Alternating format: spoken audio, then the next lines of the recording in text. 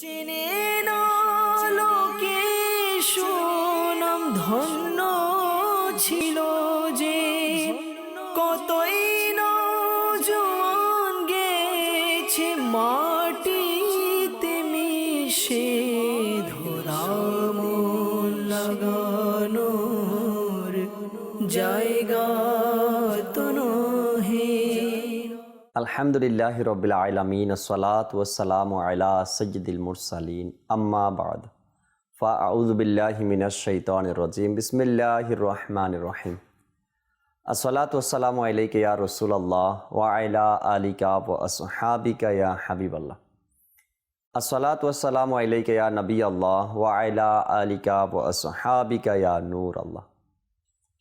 মাদানী চ্যানেলের দর্শক শ্রোতা, আলহামদুলিল্লাহ আরও একবার উপস্থিত হয়েছি ধারাবাহিক অনুষ্ঠান খ্যাতিমানেরা হলো নিশ্চিহ্ন যেভাবে। এই অনুষ্ঠানে আপনাদেরকে জানাই আন্তরিক মোবারকবাদ। হুজুর আকরাম সাল্লাল্লাহু তাআলা আলাইহি ওয়াসাল্লামের উপর দুরূদ শরীফ পাঠ করার অগণিত ফজিলত আর বরকতসমূহ রয়েছে। আমরা প্রায় সময় মাদানী চ্যানেলের অন্যান্য অনুষ্ঠানের মাধ্যমে শ্রবণ করে থাকি।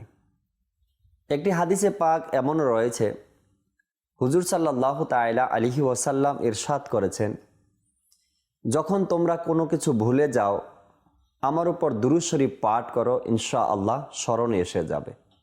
সাল্লু আলাল হাবিব সাল্লাল্লাহু তাআলা আলা মুহাম্মদ সাল্লাল্লাহু আলাইহি ওয়াসাল্লাম। দর্শক শ্রোতা, আমরা এই অনুষ্ঠান খ্যাতিমানেরা হলো নিশ্চিহ্ন যেভাবে ওই সকল ব্যক্তিদের নিয়ে আলোচনা করি যারা দুনিয়ার লোভে পড়ে, ক্ষমতার লোভে পড়ে, দুনিয়ার ভালোবাসার কারণে, রাজত্ব অর্জন করার কারণে দুনিয়াতে এক সময় হয়তোবা তাদের নাম ছিল, কিন্তু পরবর্তীতে দেখা যায় নাম তো দূরের কথা, তাদেরকে মানুষ ঘৃণার চোখে দেখে। আমরা এই অনুষ্ঠানে অনেকেরই জীবনী সম্পর্কে শ্রবণ করেছি। বাদশাহ আকবরের কথা আমরা শ্রবণ করলাম। এভাবে করে অন্য অন্য ব্যক্তি এরকমের যারা ছিল, জুলুমবাজ, অত্যাচারী করত, মানুষের সাথে খারাপ আচরণ করত, টাকা পয়সার কারণে তাদের মধ্যে অহংকার চলে আসছে, এমন ব্যক্তিদের আলোচনা আমরা শ্রবণ করেছি। আজও এই অনুষ্ঠানে এমনই একজন ব্যক্তি যার সম্পর্কে আমরা কিছু আলোচনা শ্রবণ করব। এই ব্যক্তি সম্পর্কে একটি হাদিসে পাক শুরুতে আমি আপনাদেরকে জানাতে চাই, আর তা হলো আমাদের নবী সাল্লাল্লাহু তাআলা আলাইহি ওয়াসাল্লাম হাদিসে পাকের মধ্যে ইরশাদ করেছেন, প্রতিটি গোত্রের মধ্যে অর্থাৎ সকল নবী ও রসুলদের উম্মতের মধ্যে একজন করে ফেরাউন থাকবে। এই কথা বলার পরে আমার নবী সাল্লাল্লাহু আলাইহি ওয়াসাল্লাম ইরশাদ করেন, আমার উম্মতের মধ্যে ফেরাউন হলো আবু জাহেল। অর্থাৎ আমার নবী সাল্লাল্লাহু আলাইহি ওয়াসাল্লাম এটাই বলতে চেয়েছেন যে সকল নবী ও রসুলদের উম্মতের মধ্যে কেউ না কেউ একজন ফেরাউন থাকবে, কিন্তু আমার উম্মতের মধ্যে ফেরাউন হবে আবু জাহেল। আবু জাহেল কেমন ব্যক্তি ছিল, তার চরিত্র কেমন ছিল, ইসলাম আর নবী করিম সাল্লাল্লাহু তাআলা আলাইহি ওয়াসাল্লামের সাথে তার অমিল কেমন ছিল, দুশ্মনী কেমন ছিল, ইসলামকে আর হুজুর সাল্লাল্লাহু আলাইহি সাল্লামকে সে কেমন ঘৃণা করত, এই বিষয়গুলো আমাদের জানা দরকার। এই জন্য জানা দরকার যেন আমাদের কোনো কথায়, আমাদের কোনো কাজে, আমাদের কোনো আচরণে, আমাদের কোনো এমন কোনো কাজ যেন আমাদের দ্বারা না হয় যার মাধ্যমে এই আবু জাহেলের মতো আমাদেরও পরিচয় হয়ে যায়। অনেক সময় অনেক মানুষ এমন কিছু কথা বলে ফেলি, আমরা এমন কিছু কথা আমরা উচ্চারণ করি, এমন কিছু কাজ করি দর্শক শ্রোতা, যার মধ্যে ওই কাজের মাধ্যমেই সে ইচ্ছায় করুক বা অনিচ্ছায় করুক, ওই কাজের মাধ্যমেই কারো না কারো চরিত্র ফুটে ওঠে। আমি বারবার বলি একটি কথা, যে আমাদের সমাজের মধ্যে আমাদের মা বোনেরা অনেক সময় এই কথাগুলো বলি যে তুই যে কাজ করছো না, এটা অনেক বড় খুনিদের মতো কাজ করেছো, তুই যে কাজ করেছো এটা ফেরাউনের কাজ, তোর নামটা কেন আবু জাহেল হলো না।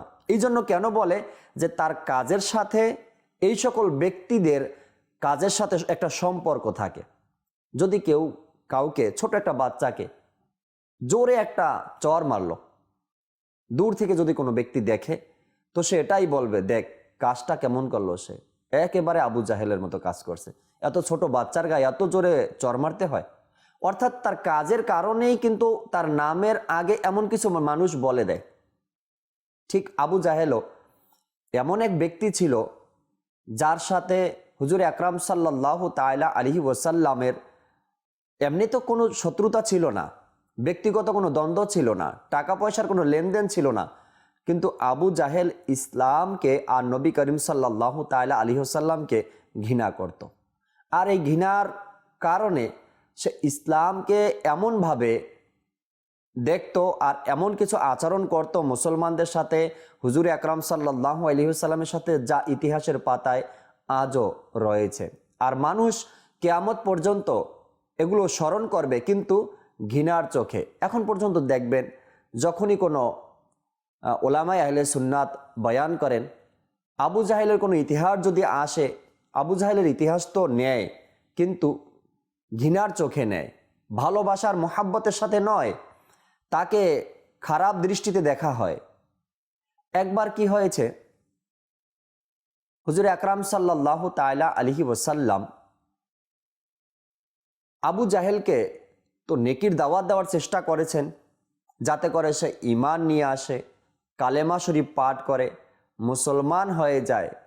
কিন্তু না, আবু জাহেলের নসিবে ঈমান ছিল না, কালেমা শরীফ পাঠ করা তার নসিব হলো না।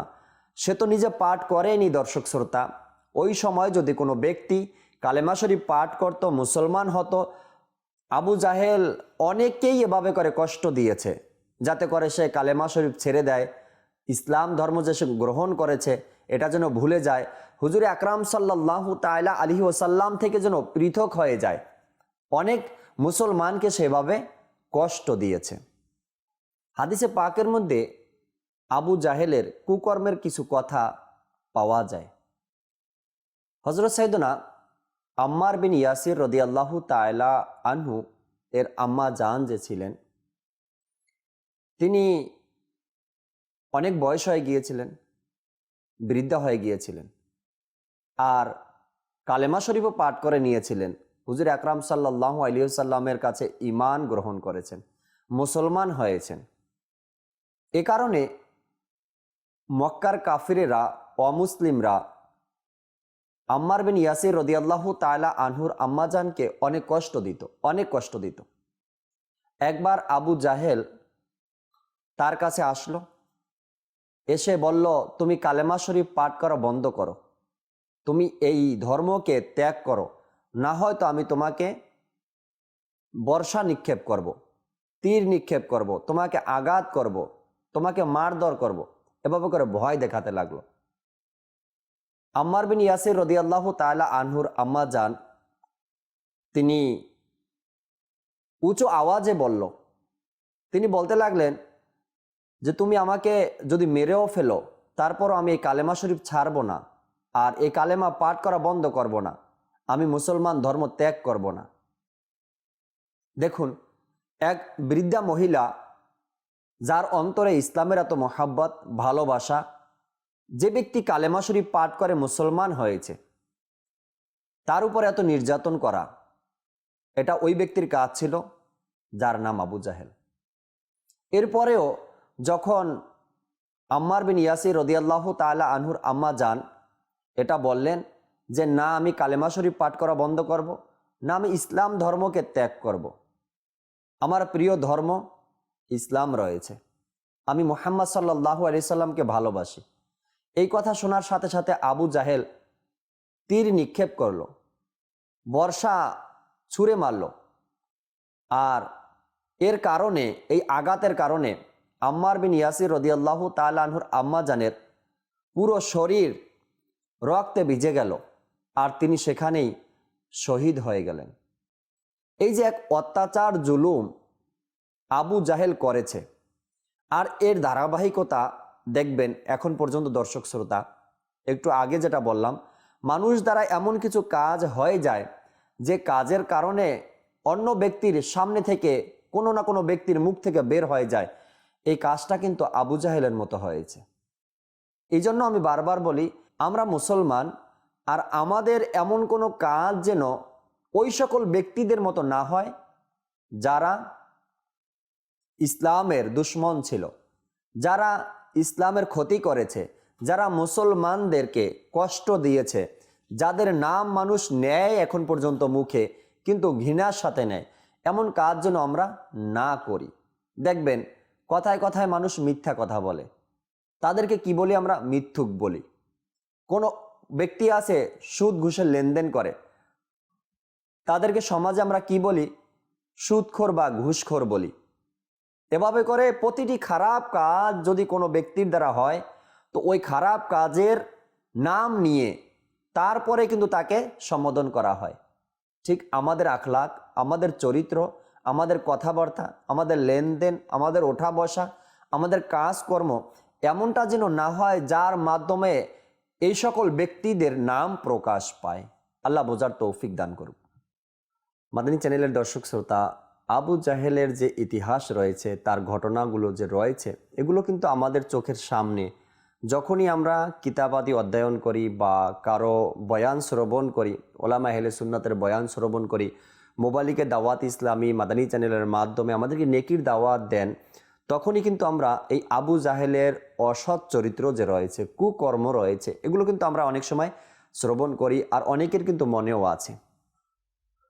এর ব্যাপারে অর্থাৎ আবু জাহেলের ব্যাপারে হাদিসে পাকের মধ্যে আরেকটি ঘটনা এভাবে আসছে যে তার মৃত্যু কিভাবে হলো।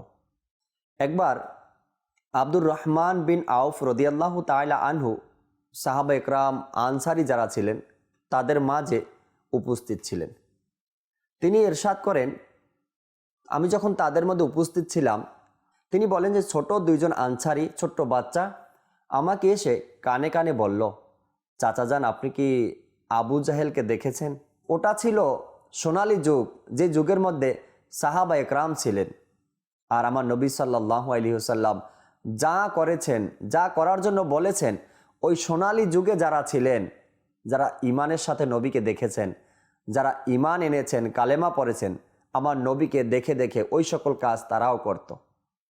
আর ওই সোনালী যুগে এমন দুজন আনসারী যারা এই ছোট্ট বয়সে, কম বয়সে নবী সাল্লাল্লাহু আলাইহি সাল্লামের ভালোবাসার এমন পরিচয় দিলেন, এই বয়সেও আবু জাহেলকে খুঁজতেছিলেন, যদি তাকে পাওয়া যায় তাকে হত্যা করে দিব, না হয়তো আমরা শহীদ হয়ে যাব। ওই সাহাবী রসুল রাদিয়াল্লাহু তাআলা আনহু কিছুক্ষণ পরে দেখলেন আবু জাহেল তার সৈন্যদের মাঝে উপস্থিত আছে, হয়তো বা কথাবার্তা বলতেছে, দিক নির্দেশনা দিচ্ছে কিভাবে তারা যুদ্ধের ময়দানে যুদ্ধ করবে। যখন দূর থেকে আবু জাহেলকে দেখলেন, দেখে ওই ছোট্ট দুইজন আনসারী, ছোট্ট দুইটা বাচ্চা, তাদেরকে ইশারা করলেন, ওই যে দেখো, ওই ব্যক্তির নাম আবু জাহেল। এই দুষ্ট লোক, এই খারাপ চরিত্রের লোক, এই ব্যক্তি নবী সাল্লাল্লাহু আলাইহি সাল্লামের সাথে দুশ্মনী করে, আমার নবীকে কষ্ট দেয়, আমার নবীকে ঘৃণা করে, ইসলামকে ঘৃণা করে। তখন ওই ছোট্ট দুজন মুজাহিদ হাতে তরবারি নিয়ে আবু জাহেলের দিকে রওনা করলো। তারা আবু জাহেলের উপর ঝাঁপিয়ে পড়ল। আচ্ছা, এরপরে কি হয়েছে দর্শক শ্রোতা?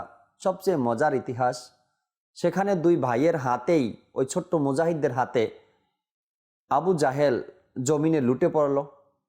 আর তাকে আহত করে যখন দুই ভাই ফিরে আসলো, বা হত্যা করে দুই ভাই যখন ফিরে আসলো, নবী করিম সাল্লাল্লাহু তাআলা আলাইহি ওয়াসাল্লাম তাদেরকে জিজ্ঞাসা করলেন, আবু জাহেলকে কে হত্যা করেছে?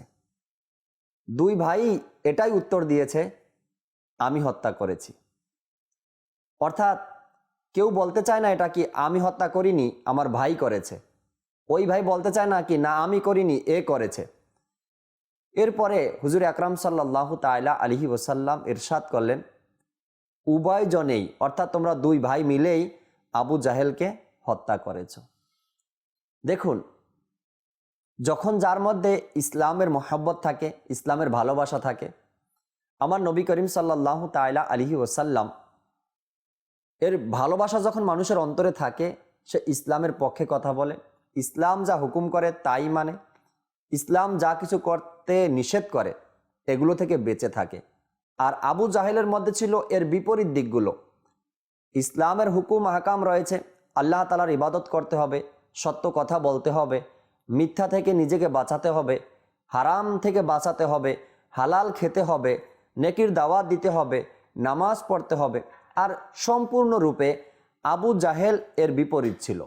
না তার মধ্যে সত্যবাদিতা ছিল, না সে হারাম হালাল কোনো পার্থক্য করত, না তার মধ্যে খোদাবৃত্তি, না সে আল্লাহকে মানত, না আল্লাহ তাআলার একাত্মবাদকে স্বীকার করত, না নবী করিম সাল্লাল্লাহু তাআলা আলাইহি সাল্লামকে সে মেনে নিয়েছে। ইসলাম যা বলে সম্পূর্ণ সে বিরোধিতা করত। আর এর কারণে তার ঠিকানা হবে চিরস্থায়ী জাহান্নাম। আমরা এটাও জানি, যারা আল্লাহ তাবারক ওয়া তাআলার এই দ্বীনকে অমান্য করে, যারা এই আল্লাহ তাআলার দ্বীন ইসলামকে অস্বীকার করে, আর তাদেরকে আমরা কাফের বলি। আর এই কাফের অমুসলিমদের পরকালের ঠিকানা কোথায় হবে? জাহান্নাম হবে। একটি কথা হয়তোবা আপনার সমাজে, আমার সমাজে আমরা সবাই শুনি, ছোটবেলা থেকে শুনে আসছেন আপনারাও, চোরের সাপোর্ট কে করে? চোরে করে। আর যে ব্যক্তি চুরি করে, চুরি করার পরে যদি তার এই চুরিকে ঢাকার জন্য, গোপন করার জন্য অন্য কোনো ব্যক্তি সাক্ষী দেয়, তো আমরা এটাই বলি তাকে যে চোরের সাক্ষী চোরেই দিয়ে থাকে। আবু জাহেলের মধ্যে যে অসৎ চরিত্রগুলো ছিল, আবু জাহেলের মধ্যে যে খারাপ দিকগুলো ছিল, আপনার আমার মধ্যে যদি এই খারাপ দিকগুলো থাকে, তো মানুষ আপনাকে আমাকে কি বলবে? এটাই বলবে, তাই না? এজন্য আমাদেরকে একটু চিন্তা করা উচিত যে আমি যে কাজগুলো করছি এর মধ্যে ইসলামের হুকুম আহকাম কি রয়েছে। আজ আমি ব্যবসা বাণিজ্য করছি, এর মধ্যে ইসলামের হুকুম আহকাম কি রয়েছে। আজ আমি ব্যবসা বাণিজ্য, লেনদেন, আত্মীয়র সম্পর্ক, যাই কিছু করছি না কেন, এর মধ্যে ইসলামের হুকুম কি রয়েছে। কেবলা শাইখে তরিকত আমির আহলে সুন্নাত দামাত বারকাতুমুল আলিয়া খুব সুন্দরভাবে মাদানী মুজাকারার মধ্যে ইরশাদ করেন, যখন যে ব্যক্তি যা কিছু প্রয়োজন হয়, ওই প্রয়োজন মোতাবেক ওই জিনিসের শরীয়তের মাসলা মাসাইল শিখা তার জন্য ফরজ। আপনি সন্তান আছেন, মা বাবার সাথে কেমন আচরণ করবেন এটা আপনাকে শিখতে হবে। আপনি ব্যবসা বাণিজ্য শুরু করেছেন, এই ব্যবসা বাণিজ্য আপনি কিভাবে পরিচালনা করবেন, কিভাবে হালাল পন্থায় উপার্জন করবেন, এই মাসালাটুকু শেখা আপনার জন্য ফরজ। আপনি বড় হয়েছেন, বিয়ে শাদী করবেন, এখানে আপনার জন্য কি প্রয়োজনীয়তা রয়েছে, আপনাকে কি পরিত্যাগ করতে হবে, কি অর্জন করতে হবে, এই মাসলা মাসাইলগুলো শেখা আপনার আমার জন্য ফরজ রয়েছে। আমি সন্তানের বাবা হয়েছি, আমার সন্তানকে কিভাবে লালন পালন করতে হবে, সন্তানের হক কিভাবে আদায় করতে হবে, এতটুকু জ্ঞান অর্জন করা আমার আপনার জন্য ফরজ। আমি কোনো প্রতিষ্ঠানের মালিক আছি, কর্মচারীকে কিভাবে চালাবো যেন কর্মচারীর হক নষ্ট না হয়, এই বিষয়গুলো জানা আমার আপনার জন্য ফরজ। আর যে ব্যক্তির মধ্যে এই জ্ঞানটুকু না থাকবে তার দ্বারাই কিন্তু ভুল হবে, তার দ্বারাই কিন্তু খারাপ কাজগুলো সংগঠিত হবে। আজ কোনো প্রতিষ্ঠানের মালিক আছে, আমি নিজেই জানি না আমার কর্মচারীর হক কি রয়েছে, যদি না জানি তো হক কিভাবে আদায় করব। আমি বাবা আছি, আমার কাছে এই জ্ঞানটুকু নেই যে আমার সন্তানের হক কি রয়েছে, আমাকে কি কি হক আদায় করতে হবে। বাবা হয় আমি জানি না, না জানার কারণে আমি কেউ ভুলের মধ্যে রয়ে গেলাম, আমি সেই খারাপ কাজের মধ্যে রয়ে গেলাম, সন্তানের হক আদায় করা আমার পক্ষে সম্ভব হচ্ছে না। আমার বলার উদ্দেশ্য দর্শক শ্রোতা, যদি আমরা না জানি তো আমল কিভাবে করব। তো এই আবু জাহেল যে ছিল, অর্থাৎ এই আবু জাহেলের মধ্যেও ভালো কোনো জ্ঞান তার মধ্যে ছিল না, ভালো দিক তার মধ্যে ছিল না, খারাপ দিকগুলো ছিল। এই খারাপ দিকগুলো যেন আমাদের মাঝে না থাকে, আমাদের মাঝে যেন না আসে। ওই সকল ব্যক্তিদের জীবনী থেকে আমাদের এটাই শিক্ষা যে এরা এমন খারাপ লোক ছিল, এমন অভ্যাস তাদের মধ্যে ছিল, আর তারা ইসলাম থেকে দূরে ছিল। ইসলাম তাদের অন্তরে মহব্বত ছিল না ইসলামের, না ইসলাম ধর্ম গ্রহণ করতে পেরেছে, না আল্লাহ তাআলার ভালোবাসা তাদের মধ্যে ছিল, না কালেমা শরীফ পাঠ করতে পেরেছে। এজন্যই তো তাদের চিরস্থায়ী ঠিকানা হবে জাহান্নাম। আমাদেরকে বাঁচা উচিত এই সকল কাজকর্ম থেকে, এই সকল চরিত্র থেকে, এই সকল আকলাক থেকে। আল্লাহ আমাদেরকে হেফাজত করুক, বাঁচার তৌফিক দান করুক। মাদানী চ্যানেলের দর্শক শ্রোতা, ইনশাআল্লাহ তাআলা আগামী পর্বে আমরা অন্য এক ব্যক্তি যার আলোচনা শোনা আমাদের জন্য শিক্ষার বিষয়, এটা আমরা যখন এই রকমের ব্যক্তিদের জীবনী নিয়ে আলোচনা করব, কথা শুনব, তখন তাদের থেকে আমাদের শিক্ষা অর্জন হবে যে না, এই ভুলগুলো, এই খারাপ কাজগুলো মুসলমান হয়ে আমার দ্বারা যেন না হয়। ইনশাল্লাহ আগামী পর্বে নতুন কিছু আলোচনা আপনাদের সামনে করব, নতুন এক ব্যক্তির জীবনী নিয়ে আমরা আলোচনা করব, যাতে আমাদেরও শিক্ষা অর্জন হয়। আল্লাহ তাআলা আমাদেরকে সবসময় মাদানী চ্যানেলের সাথে থেকে নেকির দাওয়াত যা আমরা শ্রবণ করি এরপর আমল করার জন্য আল্লাহ আমাদেরকে তৌফিক দান করে। আমিন বিজাহিন নবিল আমিন সাল্লাল্লাহু তাআলা আলাইহি ওয়াসাল্লাম। সাল্লু আলাল হাবিব সাল্লাল্লাহু তাআলা আলা মুহাম্মদ সাল্লাল্লাহু তাআলা আলাইহি ওয়াসাল্লাম।